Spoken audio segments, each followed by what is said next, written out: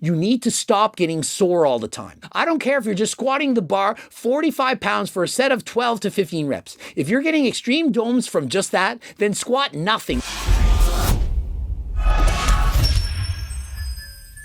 Coach Greg, in today's video, I'm going to be answering as many of your questions as possible that were written on my YouTube community. And so let's get right into it. My dad used to be a physical education teacher like you. He taught for 40 plus years. What was your favorite part of teaching PE? And why did you end up leaving teaching? My favorite part was every day walking into a room and the kids' faces lighting up as if I was Santa Claus. They're so excited they couldn't wait to get in the gym. We'd go into the gym and have such a great time being active, playing sports and so on. I got to teach kids to love being physically active. And so what I'm doing now in comparison to then is I'm simply teaching an older audience. And so there are several reasons I left teaching, but the main one was because in my final year of teaching, I became an IFBB Pro professional bodybuilder. My dream was to be an IFBB Pro and make that my career. And so I went on to do professional bodybuilding competitions, coach people both locally and from distance. And so that clearly led to what I do right now, which is making YouTube videos, selling supplements, cookbooks, training books, coaching plans, all of that stuff. I am 19 years old and I've been actively involved in physical activity since I was 16, but I've only been weightlifting consistently for about 1 year. After how many years of training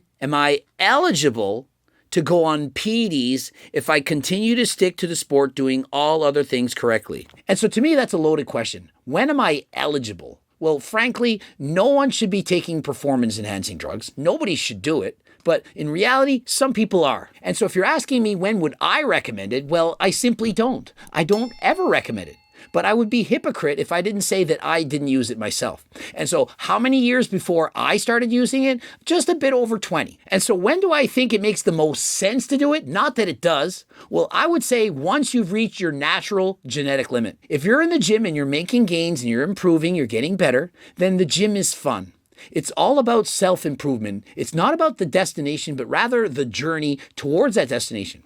And so once you've achieved your maximum genetic limit, at that point only, would I say that perhaps you can consider taking performance-enhancing drugs. And remember, do not break the law and only do so with the advice and consent from your doctor. How long would that typically take? Well, for most people, at least 10 years. Most people can continue to make improvements, although they will slow down in your late 20s, but most people have at least 10 years in the tank of training harder than last time and making gains. Seeing that you're 19 now, start 18, I would say minimum 28 years of age. Hi, Greg. I've heard some guys are doing the nandrolone alone cycle. What do you think about it? I think it's ridiculous. It's stupid. I hate it. Nandrolone and or DECA, one of the worst anabolic steroids I've ever used. It literally caused DECA the downstairs. I don't want to say the word. And so I hate it.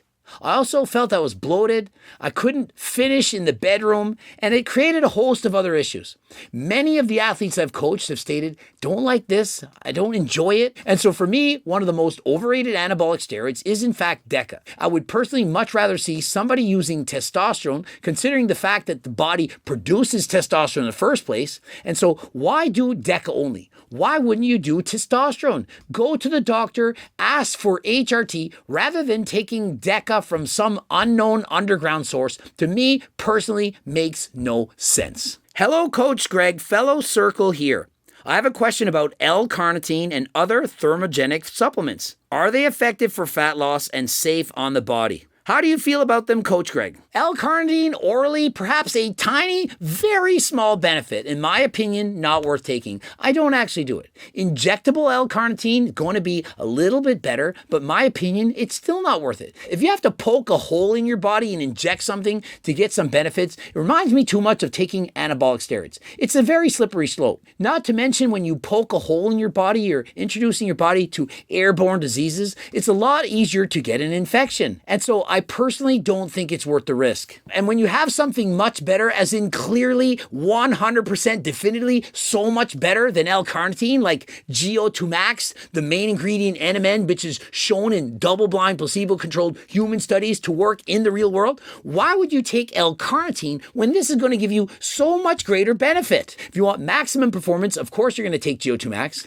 And remember, If you burn off more calories, you have more energy and you can go harder and longer during cardio, you're going to burn off more calories. And so if your goal is to burn fat, why would you take a thermogenic when you can take GO2 Max? Thermogenics, they often heat up the body. Perhaps it makes it more difficult to sleep. And so to me, it's a no-brainer. And if you're interested, code Greg, 10% off. Click the link in the description. What is the optimal muscle building body fat range for maintaining for the average person?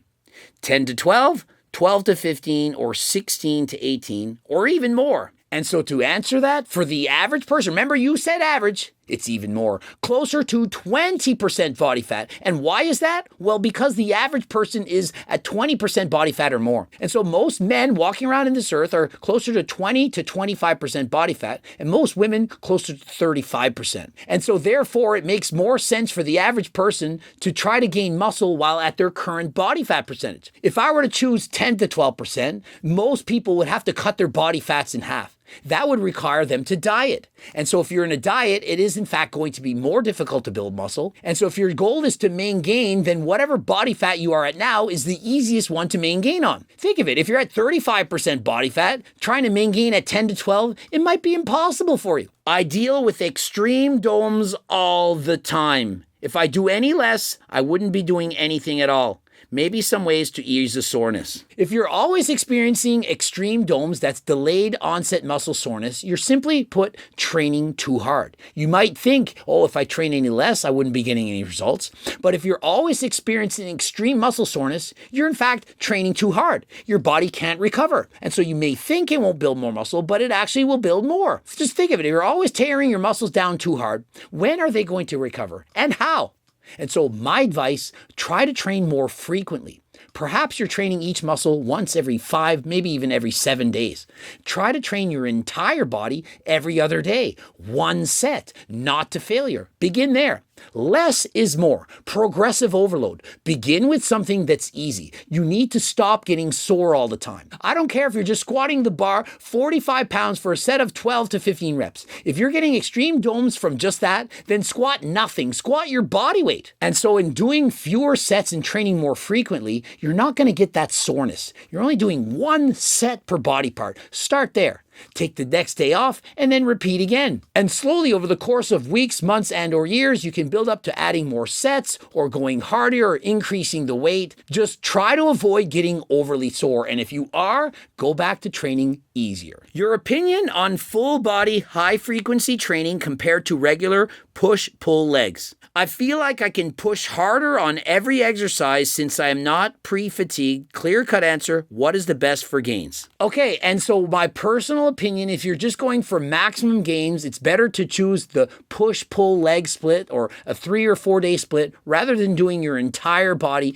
every other day. That was how I trained practically my entire life. But now I do a full body workout and I do that approximately every 3 days. The advantage over doing push-pull legs is that you can really focus on a specific body part, perhaps 3 or 4 muscles, and you can get the training done maximally. When you're doing your entire body on any given day, unless you have very good stamina and cardio, such as I do, I can push just as hard at the start as I can at the end. But for the most part, most people who do full body exercises, they train hard perhaps the first half an hour, but the next half an hour, they start to get weaker. They don't push as hard. And so if that's the case for you, it's probably better to do push-pull legs. But if you enjoy to do your full body, perhaps 3 days a week, what I would suggest is to choose your weakest body parts and train them first at the beginning of the training session so that you can push harder than last time on your weaker muscle groups. For your best body parts, let's say it's your legs, you could train those last. The reason being, even if you don't push as hard, they're already your best body part. It's okay. Your other body parts can then catch up. But if you start with your best body part when you're fresh at the beginning of your workout and you save your weak body parts for last, well, it doesn't make any sense. You're going to be training your weak body parts with less intensity and your best body parts with more. And so it's going to create an even greater disparity between your muscles. And so my advice, train the method you like more. Whatever's more fun, whatever's more enjoyable for you, give it a shot. And remember, it's okay to take a break. Say you've been doing push-pull legs for 6 months straight. Why not take a break? It'll break up the monotony. Perhaps you'll feel better. And when you get back to push-pull legs, you'll once again break through your plateaus. What about CrossFit as a sport? Well, personally, I'm more a fan of high rocks. I know CrossFit has been popular for years, but as of late, high rocks competitions, they've been appearing out of nowhere. And to me, those seem more fun, more enjoyable. And so perhaps give high rocks a try. And so hopefully that answers your questions. Please check out my website and use code Greg to save 10% off. Subscribe, click the bell button, comment to boost the algo. Don't forget to watch the 2 books, the cookbooks, training books, coaching plans by me and my team, the Circle Diet Book, and the Harder Than Last Time clothing line. Code Greg, 10% off, click there. And of course, the free diet and training program. Head over to the website right now. It's up to 50 pages long. Absolutely amazing, all for free. First and last name, email address. Voila, you've got it. And until next time, I am out.